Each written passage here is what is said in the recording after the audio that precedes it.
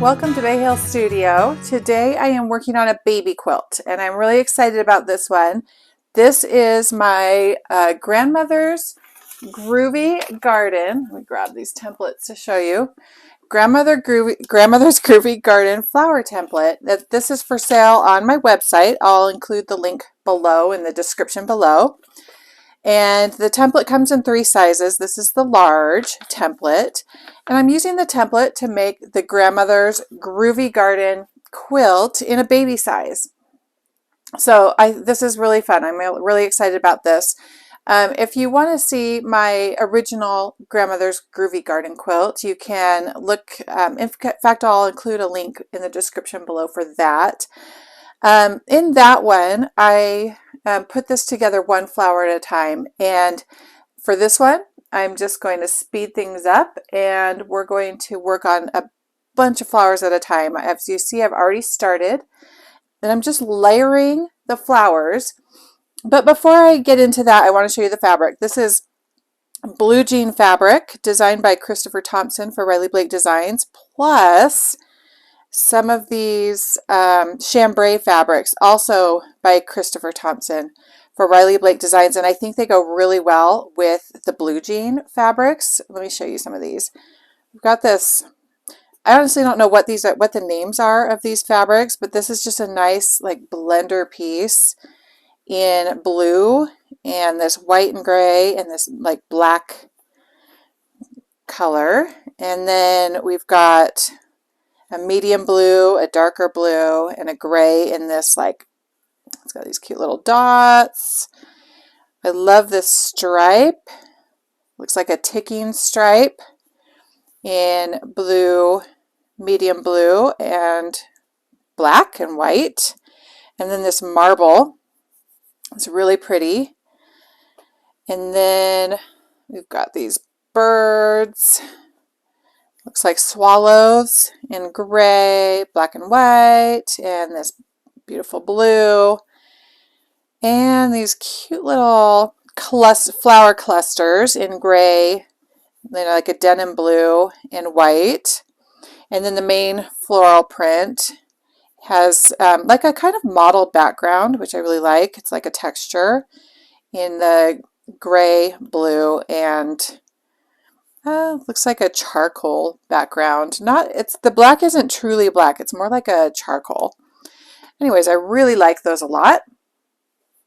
So let's get started on this quilt. What I've done is I've laid out the fabric for the quilt back, and for this, I just used some cute, like a child's fabric print that I have lying around and it looks like it's like a Goldilocks fabric for the background, for the quilt back. And then on top of the quilt back, I put this batting, and I ran out of batting, so I ended up putting 2 pieces of batting together. And for that, I just use, what's it called? I think ThermoWeb sells a seam. It's just a 1.5 inch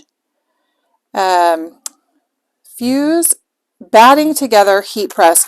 I don't know what they call it, what ThermoWeb calls it. I think it's like a fusing tape, I want to say, and it's 1.5 inches wide, and you literally just iron it right over those 2 pieces, and it's nice to have a straight edge to match those up. So this was the end of the batting, and so it was clean cut, and I just matched those up and we were good to go. So now let me fix this. I got this all messed up.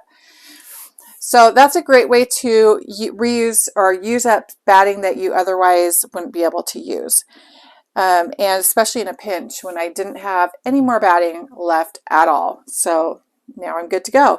So I've got my batting, I've got my quilt back, and I've started basting these flowers into place. And really, there's nothing to this except I would say just make sure that you are covering, you're covering any batting. And if you absolutely can't cover the batting, then stick some fabric under there to cover that. So if you have it like a fabric scrap, you can fill in the gaps with the fabric scrap. So let's see, I'm going to put this, I think I'm going to put this over here. And this one I want to put under, and you don't, because you don't have to just layer them all on top of each other. You can have some of them underneath, and then your newest layer can just be on top, just for some variety. So I'm going to let this flower stay on top and layer the others under it. And then I'm just going to keep on going like this. So got that one. And let's see, actually, you know what? I just changed my mind because I just repeated that one up here. So I want to do something a little bit different. So instead, I'm going to use this one right here. And I like adding, it's nice working with a fabric line. It's always fun, but it's also nice to kind of throw in another, some other pieces, especially the chambray. It kind of breaks it up and adds visual interest, in my opinion. So that's just something to think about, is you can just, if you're working with one fabric collection, just don't be afraid to throw in some other pieces. All right, let's see how we can do this. Again, I want to cover all of the background, the batting, but I also don't want to like cover so much of the flower that I'm wasting it. So it's just a little, you know, you just fuss around with it. And then what we're going to do after I have all of these, I'm going to put the flower centers. So let me show you. I've got all of the flower centers cut. And so what I'll do is just kind of randomly place them all around. So like so. And you can do this like now as you go, or you can do it at the end. So let's see, like that. And then I'm just going to keep on placing these flowers where they go. So let's just do a couple more. And then I think I will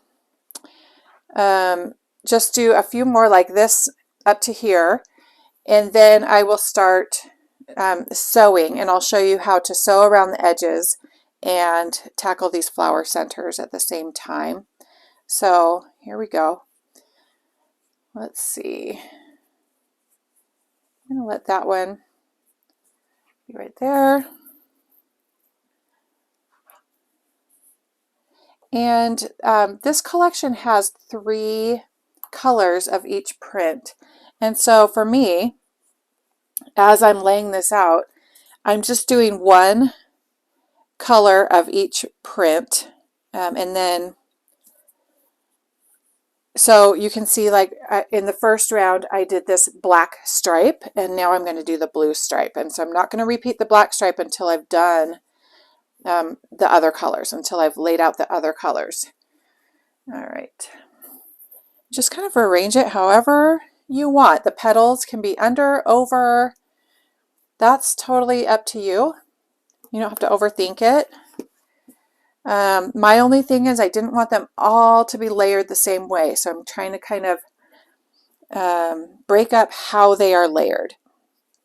All right, so here I did this light or medium marble. So I'm going to do this darker marble blue color right here. And I think I'm going to stop right here and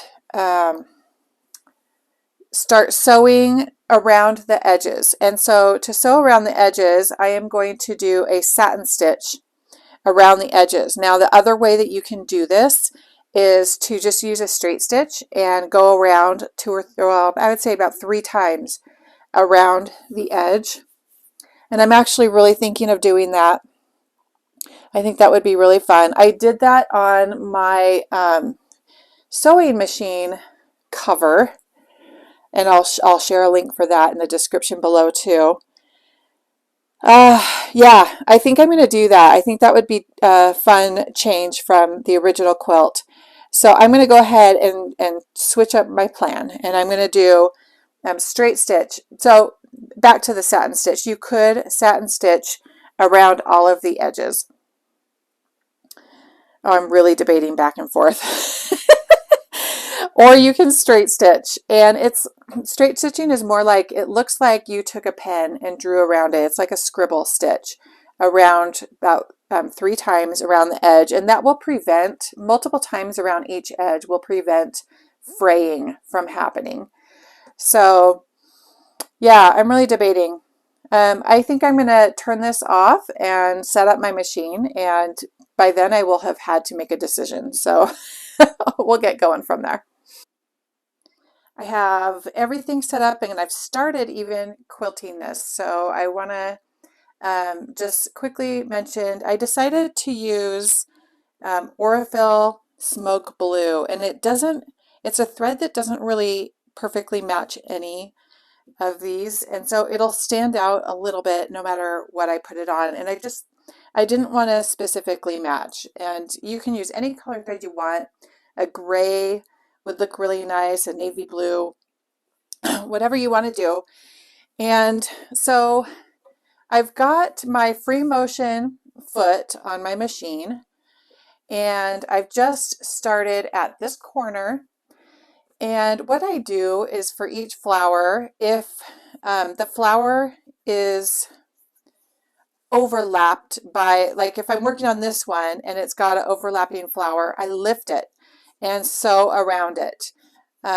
You just have to, and you have to work slow. My machine wants to go fast. It's a Juki, and it is a powerhouse and wants to go really fast. So I just have to be intentional about slowing down as I do this. So let me just walk you through this one and show you what I'm doing. So I'm on this swirl flower right now, and I'm walking over to this swallow print. And what I like to do, I found it's easiest if I start my line about a ½ inch in, and then as I go around the flower multiple times, I work my way out. It just seems to have better control over the flower and the stitching if I start further in and then work my way out. So that's what I'm going to do.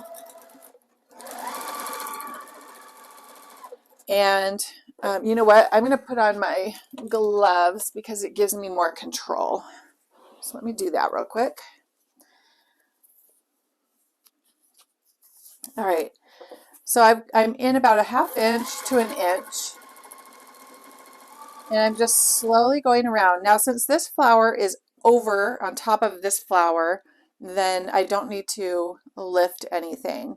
It just means when I do this flower, I'll just have to be careful when I get to the end, and no big deal. All right, so keep going. And I want to hold my petals in place, because if I don't, they really want to shift. So I'm holding that as I go.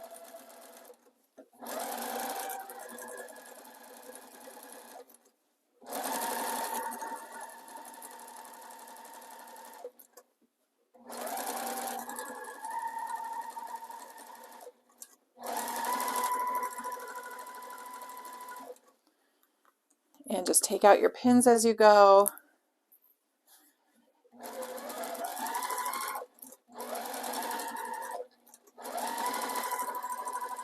All right, so I'm back to the beginning, and you can see my stitching line here, and now I'm going to go around closer to the edge.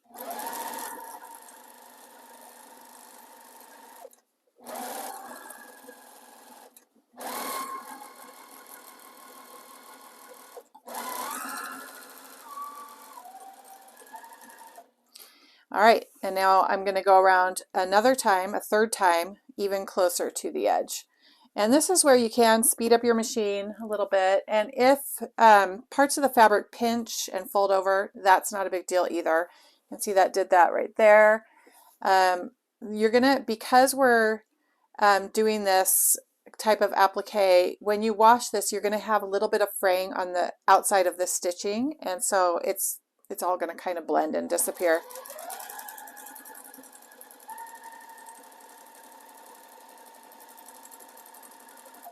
Now, I said I was doing a third line, but this is the last time I want to go around it, and so if I come to a place where I've done 3 lines and there's still excess fabric, I might just go over it a little bit. Again, like I just did, I backtracked and went over it again. And right here, I'm doing the same thing.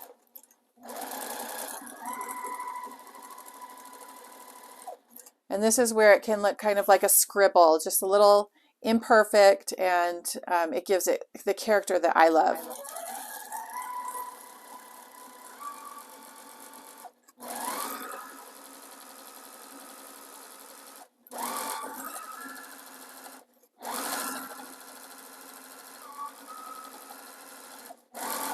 Okay, so I've been around and I'm done with this flower, and I'm going to continue on. I think I'll continue on. I haven't done these two, and they're kind of stuck there in the corner. However, I think I'll come back to them later. I think I'm going to backtrack and go over to this one.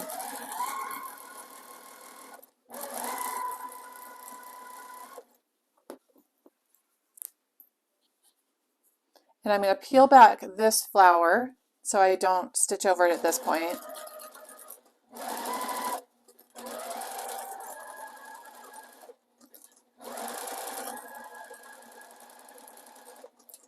And I'm going to peel back this flower.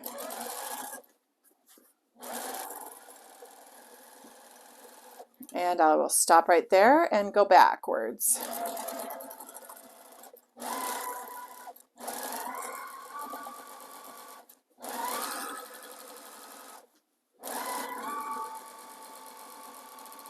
And then when I meet the other flower, I'm just going to stop and go back the other direction.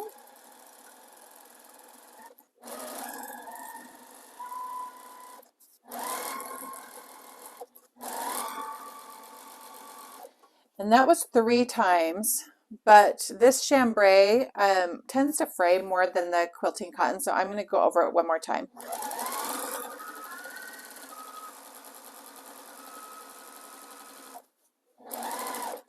Okay, so now I'm going to lay these out and see where I want to go. I'm actually going to jump over to this flower, this gray one with the little clusters. And for this part that I'm going to cut off about a 1/2 inch or to 1 inch in, so this part that is over the edge, I'm not going to actually try to get this nice. I'd probably just sew a straight line right here.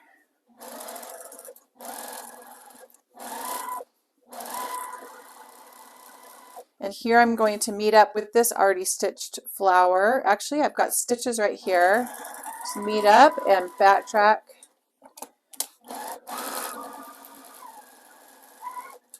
I'm going to go back one more time.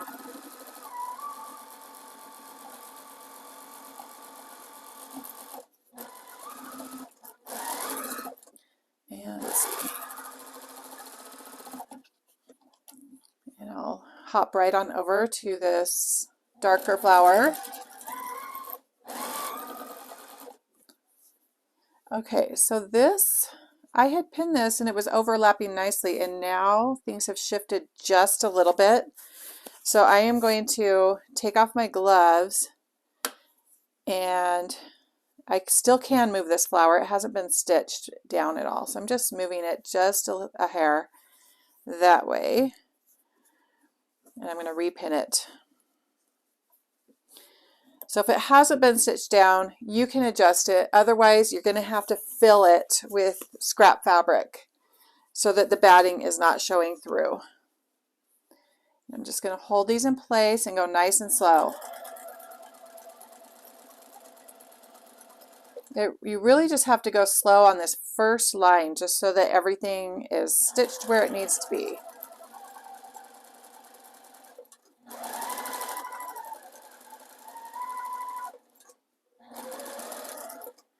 Now this part is coming in pretty deep, the exposed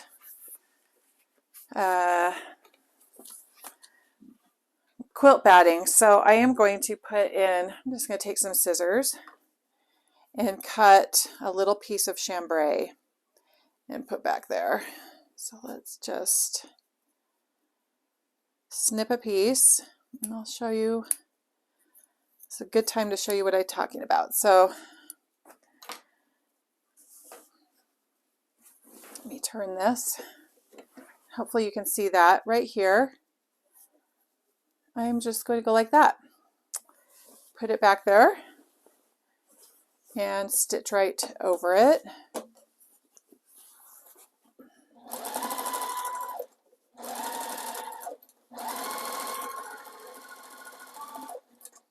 Okay, let me get my gloves back on. Makes such a big difference wearing quilting gloves, I will tell you. If you don't already have them, I highly recommend them.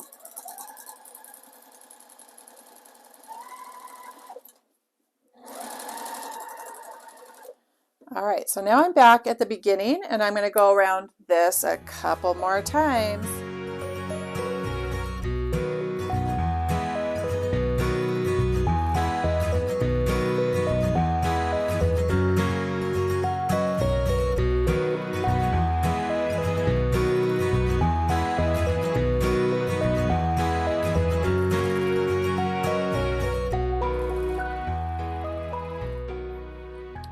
All right, and I'm going to continue speeding things up and just finish through these 3 flowers right here.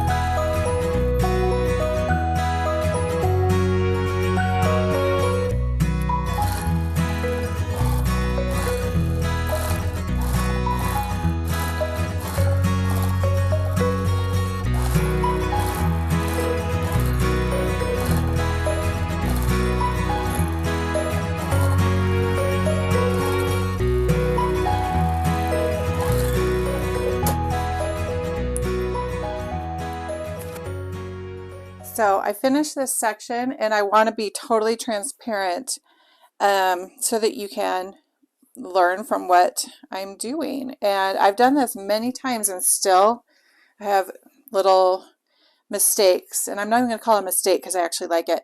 But right here, there was a tiny bit of batting showing through and there was nothing I could do. The edges were stitched down right to the edge of the flowers around it, and if I unpicked it, I would just unravel the flower. I didn't want to do that, so I cut a little tiny bit of the chambray, and I just stitched right over it like a patch. I actually love it. I think it's great.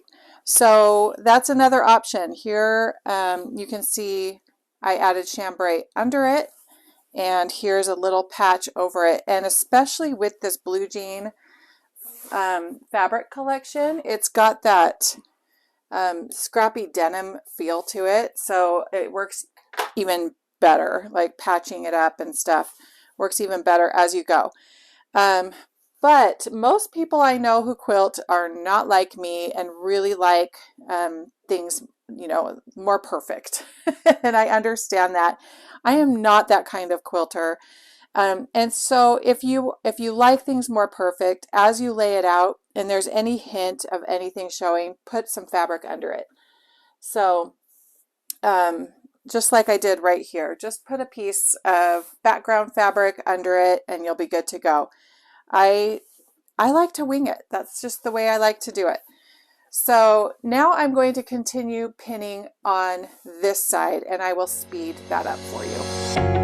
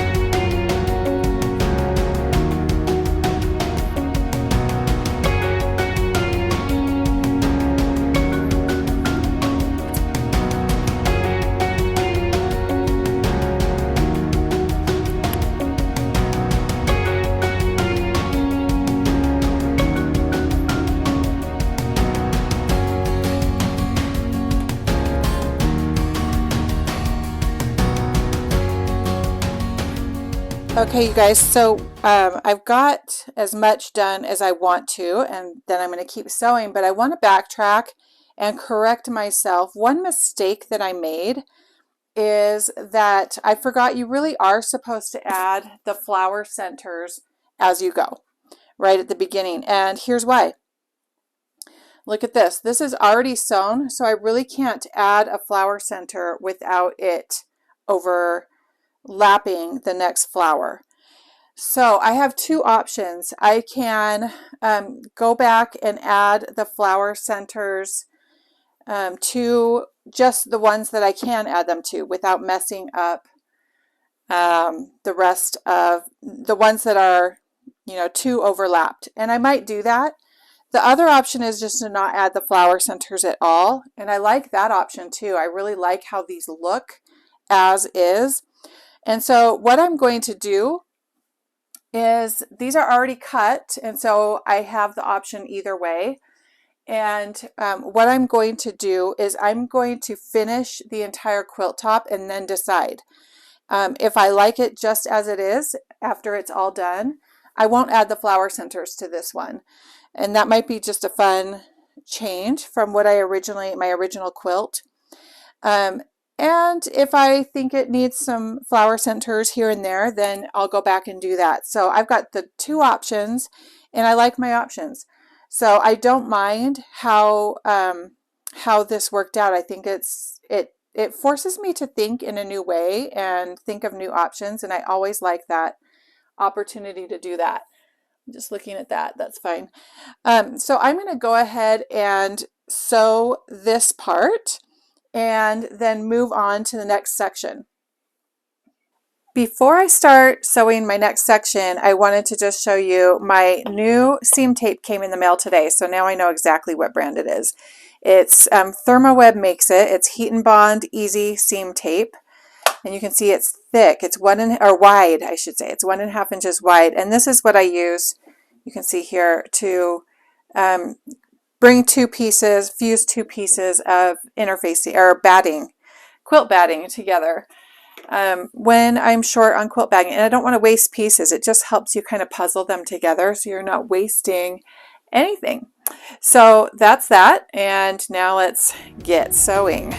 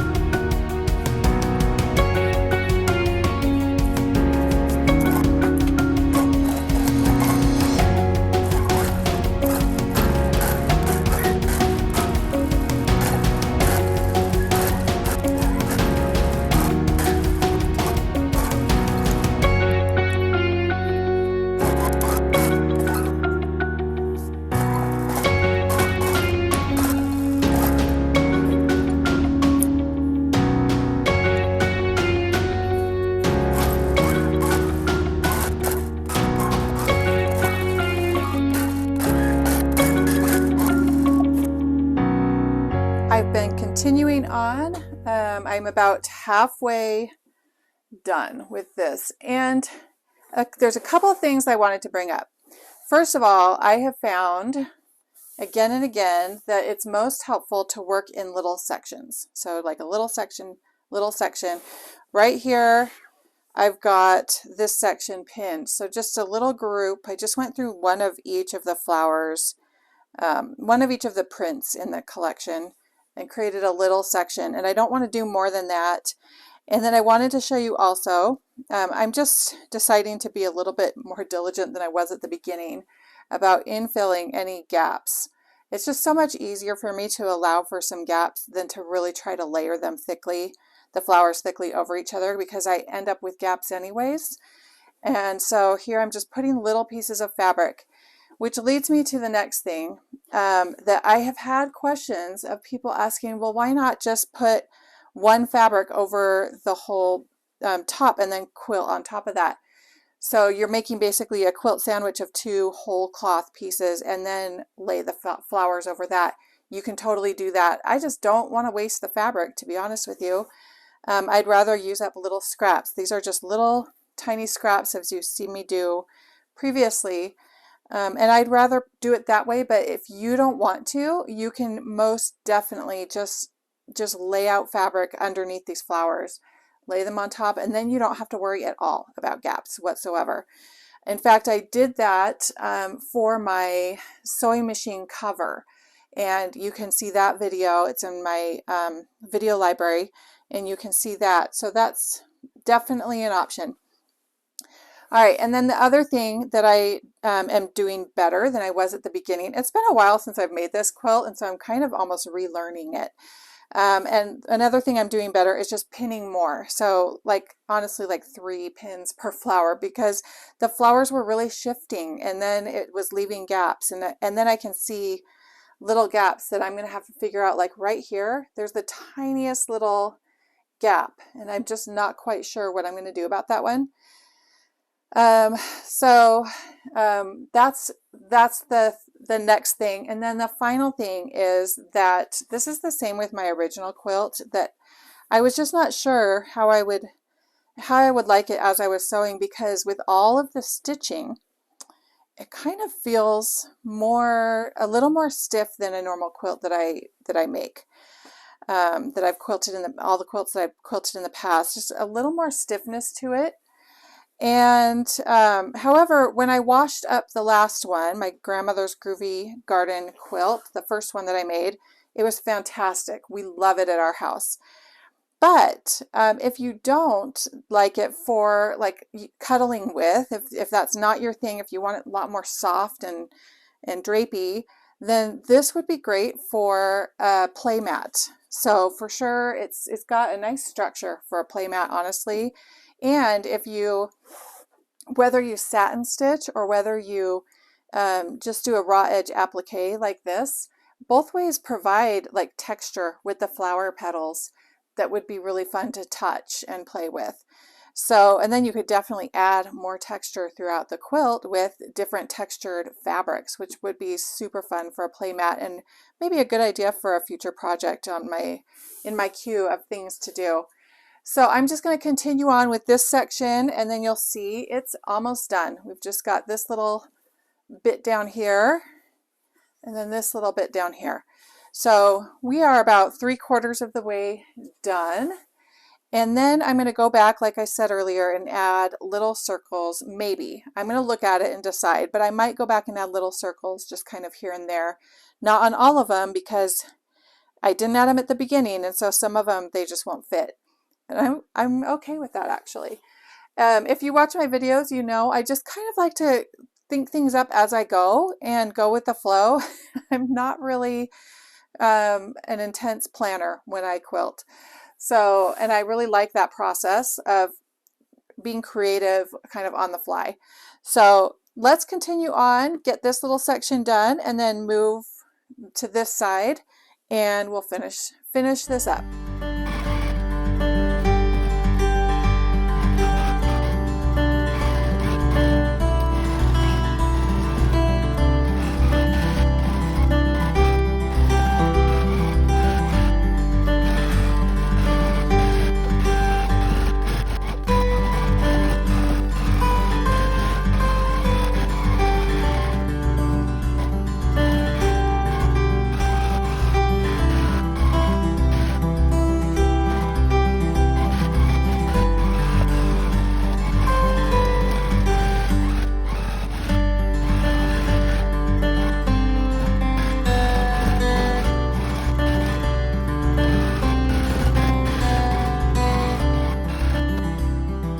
I have all of the flowers sewn on, and the next step is I have decided that I am going to add the little circles. I feel like it just makes such a big difference. Look at that. It's so cute. So yeah, I'm going to go ahead and go through and add the little flower centers, but I wanted to show you something. So as you remember, I was filling in areas with a background fabric, and I did that a lot on the edges. And I wanted to show you this, leave this one space empty to show you another option. So if you don't want to go ahead and fill in the edges with the background fabric, just take your leftover flowers and use them. So I can sew this around and then just trim the edge even with the edge. And I think that's the only place on the quilt where I have to do this, but I could have done it all around, like all of these places where I used the chambray as my background fabric, I could have just filled in with more flowers. So that's totally an option. And then another thing to know is if you find a spot, nope, that's fabric. If you find a spot where the batting is exposed, that you didn't notice it's exposed, then again, take a flower, put it on top, sew it right over it. So I'm just trying to see if I have anything like that. I'm sure I do, and I'm sure I'll come across it. And so it's like you're just patching it up. Just put a flower applique right over it. I mean, they're layered anyways, so why not layer some more? So I'm going to go ahead and do this, add this little flower here, and then I'm going to start sewing on the flower centers.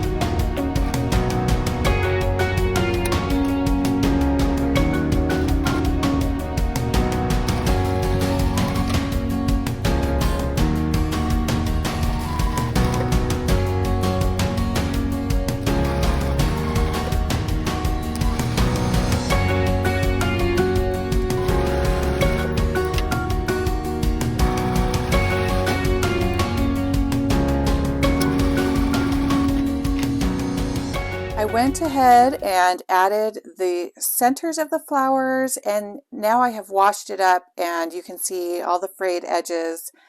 And I wanted to show this to you because I mentioned earlier when making this video that it kind of feels a little bit stiff for a blanket or a quilt to cuddle with. But what happened with my first grandmother's Groovy garden quilt is that I felt that way, that it seemed really stiff, but once I washed it, it softened up and it's now just a favorite at our house. And the same exact thing happened here. I washed it up and it's just, I just wish I could show you, just soft, and obviously the more you wash it, the softer it's going to get. Now, it is frayed, and I love this, especially with this blue jean fabric. I think it's perfect. But with all this fraying, it just, again, I said this earlier, and I'm going to back it up. I think this would make the best tummy time floor quilt for babies just to play, and just the tactile, just pulling on the little threads and whatever. I just think it would make a great little floor quilt. But it could be used as a regular cuddly quilt too. I just love it. And I wanted to show you also, for the binding, I used leftover chambray that I had. And the chambray is also from Riley Blake Designs. And I didn't have enough of one color. So I used two colors, the dark, I don't know what they're called. I just kind of call it dark blue and light blue. And I love how that looks. The join there, and then you can follow that dark blue around, and there it joins again. I love that.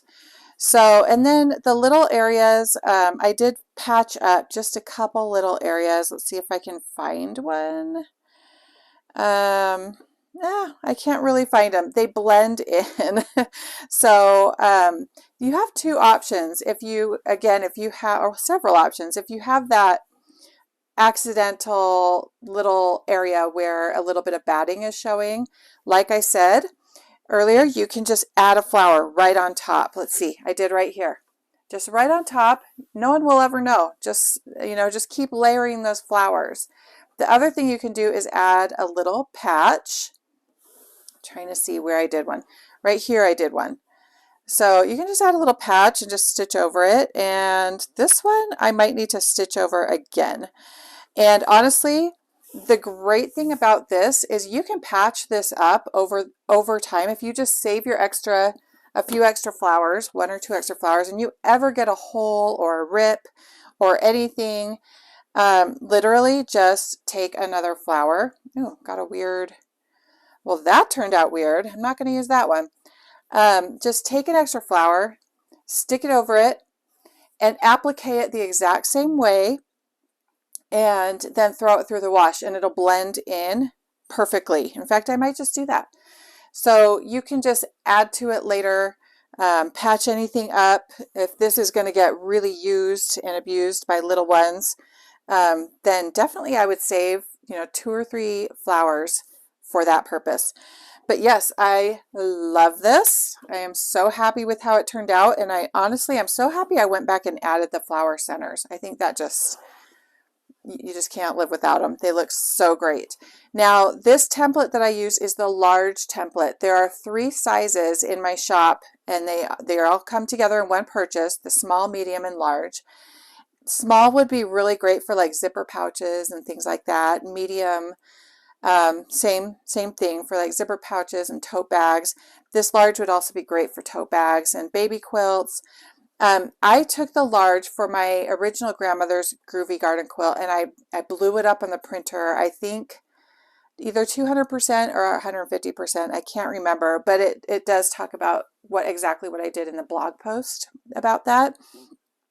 And so they were larger scale. Now for this, I only had 1/4 yard cuts of fabric, and so I couldn't blow it up as big. And I just love how this turned out. I think it's great, but I could have gone larger if I had larger cuts of fabric. So whatever floats your boat, you can adjust it and customize it to however you want. But yeah, I am absolutely in love with it. So I'm going to, personally, I'm going to save a couple flowers and have them on hand to patch up any little areas. And this is a keeper.